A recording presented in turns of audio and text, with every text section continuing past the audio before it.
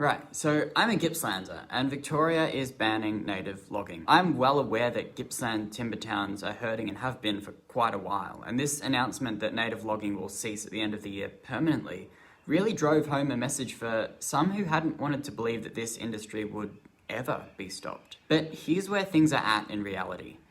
There's been very little logging in Gippsland anyway this year because the state-owned logging company Vic Forests kept losing legal cases from environmental groups who found them breaking laws like they didn't exist.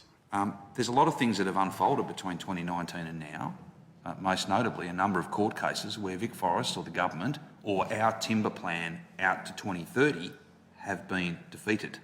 We have lost. And on that basis, we've got a clear choice. You can pretend that it's not happening, and over the next 6 months, all the wood that's in the yards will be depleted and there will be no timber left.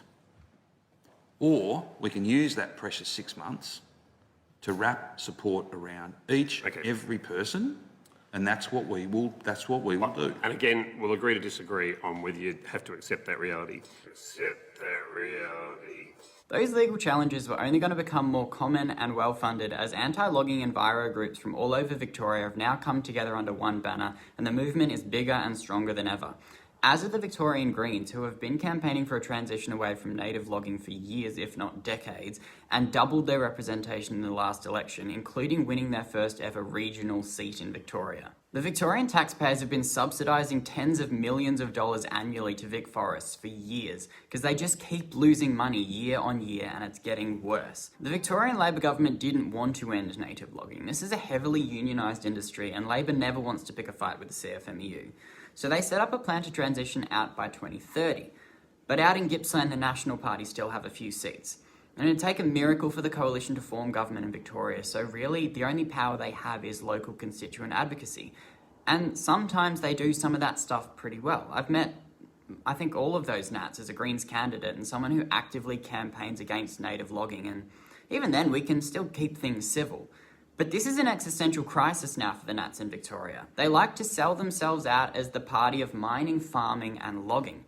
But we've known for a very long time that mining, logging and many farming practices needed to change dramatically in the face of the climate and biodiversity crisis. That should have been the turning point for the Nats. They could have led our Gippsland towns into the future, pushed for renewables investment, manufacturing and plantation logging to transition our local towns away from unsustainable industries into something that would have provided jobs now and for generations to come. But instead, the Nationals continued to deny the existence of climate change for as long as they could, some still do, and literally vote against any proper climate policy at both the state and Commonwealth level. So, David, the fundamental question is whether man-made climate change is causing droughts like the one we're seeing now. That's what Meg is suggesting. Well, look, that's a big call. Look, the reality is I don't really give a rat's whether it's man-made or not. And instead of advocating for a transition plan for the power station workers of the Valley, the paper mill workers of Maryvale and the native timber workers of Hayfield and Orbost, they've just dug their heels in and weaponised people's insecurity and anger. Through the National Reconstruction Fund, we specifically set aside funding to support the forestry industry, but the member for Gippsland voted against it. The member for Gippsland needs the Prime Minister's completed his answer. Why do you hate timber workers so much? No. The member for Gippsland knows what he's just done there, which is completely unparliamentary, and he will keep walking out of the chamber. The Victorian government's thrown in $200 million to fund this transition, and we've already established the Latrobe Valley Authority to help transition Gippsland's economy. That was set up back when Hazelwood shut down. But the Victorian Nationals MPs, instead of advocating for our future and working out how best to use this funding, are still galvanising denialism and anger. They're still refusing to accept that this is even happening and are neglecting the needs of Gippslanders. I think we all want the same thing, and that is that people who are in distress should be supported properly, and we should be transitioning people into other jobs. Wow. That's what I want to try and achieve. Okay. By working together, I think that by you and I working together, I think we might have a better chance of doing that. Well, you can start by releasing the legal advice that says you can't do anything to stop this. Well, again, I won't. So, anyway, I will. can I move on? Your proposition, with the greatest of respect, that all of this can just be washed away, and an industry that was decimated by wildfire and has been beset by legal action after legal action after legal action with absolutely no prospect that that legal action will let up on state grounds or federal, can be washed away with some act that sails through this parliament is simply wrong. Well, you're telling me I'm simply wrong, but then you... I'm over the moon that Victoria is getting out of native logging, but it's heartbreaking to see the Nationals trying to keep locals in the past instead of helping them along into the future. It's time for the Nationals to accept reality and stop fighting against this.